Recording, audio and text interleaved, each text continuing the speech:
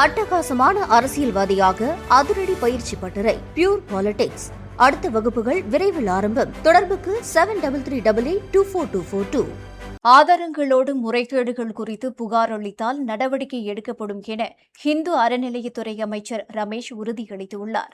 கடந்த 2021ஆம் ஆண்டு சட்டவிரோதமாக தனிநபர்கள் பெயருக்கு பதிவு செய்யப்பட்ட மதுரை மீனாட்சி அம்மன் கோவில் அறக்கட்டளை சொத்து தொடர்பாக அறப்போர் இயக்கம் புகார் அளித்தது. இதையடுத்து அறநிலையத்துறை அமைச்சர் ரமேஷின் உத்தரவுப்படி மீனாட்சி சுந்தரேஸ்வரர் அறக்கட்டளைக்கு சொந்தமான நிலம் முறைகேடாக பதிவு செய்யப்பட்டுள்ள குற்றச்சாட்டில் முன்னாள் தாசில்தார், சார் பதிவாளர் உள்ளிட்ட 19 பேர் மீது மதுரை மாநகர மத்திய குற்றப்பிரிவு போலீசார் வழக்கு பதிவு செய்துள்ளனர்.